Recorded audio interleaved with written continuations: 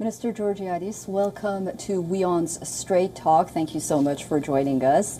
Your foreign minister was recently invited to India for a 2-day visit, and a number of regional and international issues were discussed, and the two sides decided to continue their cooperation on a number of issues. So where does relations stand between the two sides at this point? We have excellent relations with India. Just before COVID, India was the honorable country in Thessaloniki Fest, which is the biggest event in Greece. Because of COVID, we didn't have the opportunity to have some official trips to India. I will go to India, also have invitation from my colleague, Minister of Development and Commerce of India, to go there.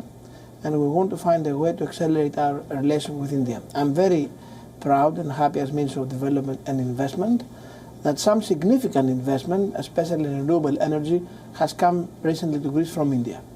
So the future between Greece and India seems bright. And you are in New York for a number of meetings, and investment in Greece is on top of your agenda. You've been taking numerous trips around the world and now in the United States, in New York. Considering the fact that there's a war going on in Europe right now, do you think there is a concern, and how has that impacted your trip in any way? First of all, the first 2 years of my term in the Ministry of Development, I received the office on July 2019, were really great. We managed these 2.5 years to attract in Greece some significant foreign direct investments from Pfizer, from Microsoft, from Digital Realty, from Amazon Web Services, from Meta Facebook, and various others. So we want to continue the same path. But the war hasn't really influenced the investments at all in Greece. I can say it has accelerated the process of renewable energy. Mm-hmm. You see, the war in Ukraine has caused a huge need to European countries to stop buying natural gas from Russia as much as they can. So the needs of producing renewable energy, which is much cheaper now than the energy that comes from oil and gas, is huge. And Greece is a country with big potential in this area because, you know, we have solar power very strong since the sunny days in Greece is almost every day. And we have a lot of wind power in our mountains and in the sea. So huge funds are now on their way to invest in Greece in renewable energy. That's very interesting. And is that something that perhaps maybe a few years down the line, European countries are hoping to move away and end their dependency on oil and gas, or, for example, buying Russian oil and gas? I mean, all the European agenda is green energy. I mean, beyond the war. It was green energy before the war. Now, the war has made green energy much more compatible as finance, mm-hmm. because it's much cheaper. So now we have the need to buy as less natural gas from Russia we can, and we have the motive, which is it's much cheaper. Mm-hmm. So you see how the system works. If there is a big benefit, the investment will come. Mm-hmm. And do you think that's possible right now, given 40% of Europe's natural gas and we will oil? need some time, because natural renewable energy doesn't come in one day. Yeah. You know, you have some license procedure in front. In Greece, we have managed with the current government to reduce bureaucracy at all. Before we were elected, in order to have the permits for a windmill electricity park, you would need 5 to 6 years. This has been accelerated to less than a year now. So if you come and you decide to build your own investment, in less than a year you'll have your permits, and then you will build it, and in, let's say, 2 years the most, you'll have your first income. You know, what was fascinating is that Greece can also be an energy hub when it comes to pipeline project, gas projects for the rest of Europe as well. The EastMed gas pipeline between Greece, Cyprus, and Israel was in the process of perhaps really providing that until the United States withdrew its support because it wasn't green enough or it wasn't economically friendly enough. But that was an opportunity for Greece, wasn't it? Or is it still ongoing? I love the United States of America. Okay. I really love it. It's not as a support. I love the United States of America. But EastMed is not a decision that is going to be made from the United States of America. Okay. To be honest, the United States of America has nothing to do with EastMed. EastMed is a decision between Greece, Cyprus, and Israel. If we decided to do it, we will do it. Our American friends maybe like it, maybe not, but it's not their job. So simple as that. Are you going to go along? Is it good? There's an alternative, though. It's a very good process to be done. Okay. And today our Prime Minister announced the escalation of all the investigations for natural gas in Greece. We know now that we have significant resources of natural gas in Greece. If you combine that with the natural gas in Cyprus and with the natural gas in Israel, then everything makes sense. Mm-hmm. There's another opportunity between Greece and Turkey, the Trans-Adriatic pipeline as well. Is that something that you would be open to? Turkey in our neighborhood, to be honest, has some turbulence, not only with us, but almost with everybody in the region. So I cannot really say. Right. If they decide to have friendly relations with all their neighbors, they would be welcome. But friendly relations can be stand only in international law and respect of international law. So we're waiting Turkey to respect international law, and then everything is okay. A few years ago, there was a proposal for a Greek-centric NATO corridor to block Russia from the Black Sea, considering what Russia is doing in Ukraine right now. Is that something that maybe Greece might... Greece has accelerated our strategic relations with the United States of America. We have signed a new agreement. We have given one of our most strategic points in Greece, Alexandroupolis port, in order to have an American base there. A lot of American troops are there now. This has started before the invasion of Russia and Ukraine, and now it's much, much more important because of the invasion and the instability in the region.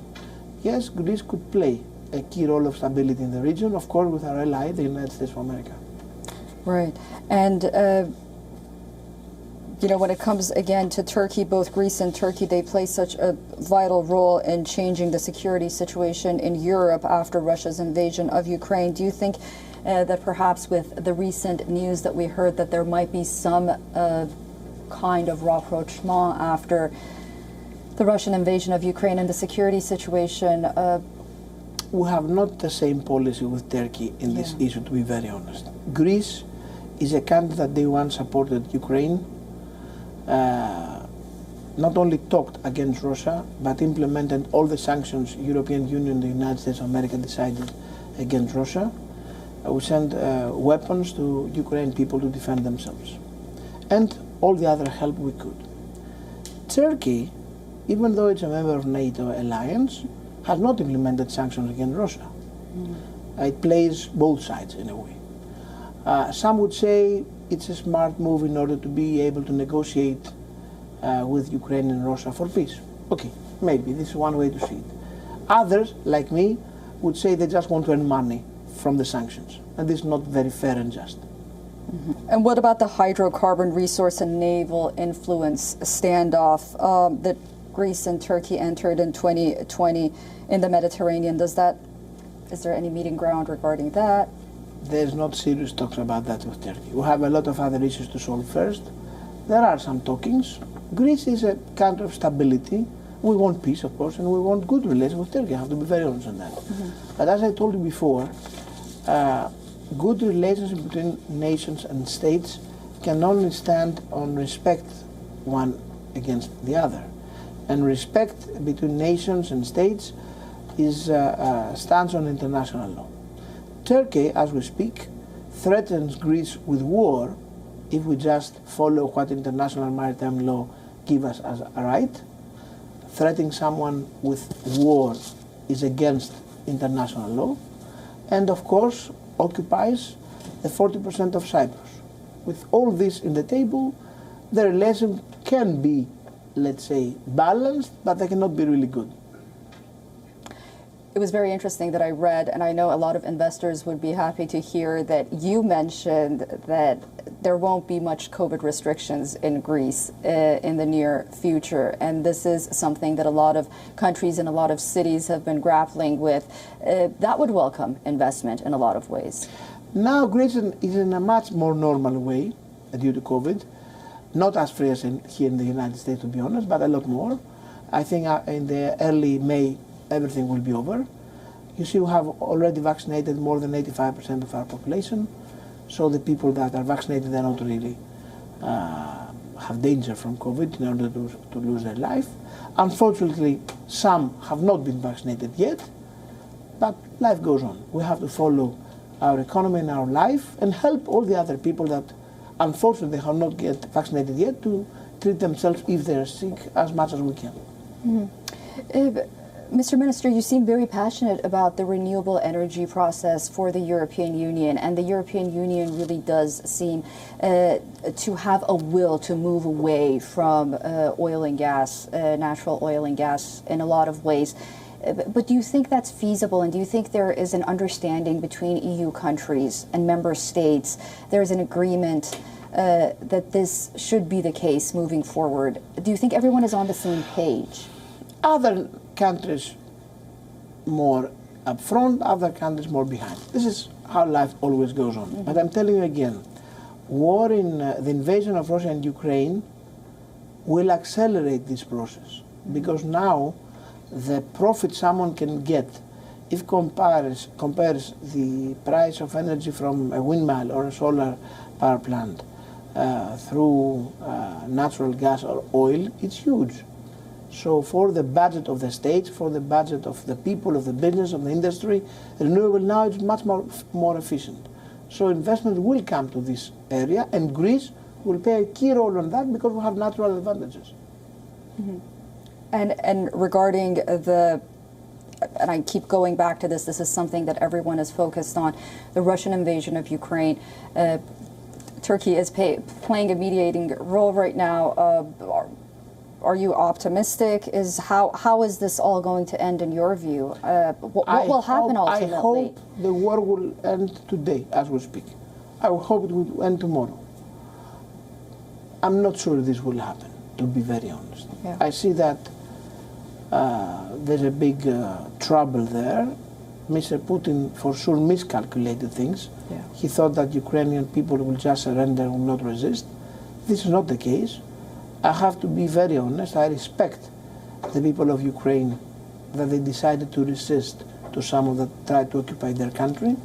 This is something that has dignity inside, and I wish them all the success in the fight for freedom. I understand that war is a disgusting thing. Terrible things are happening now in Ukraine. War crimes are happening in Ukraine. And I'm not sure that there will be a fast end to all this story. It's going to be a long war. I'm afraid. Yeah. Mr. Minister, thank you so much for joining us on WION Straight Talk. Thank you. Thank you very much. Come back.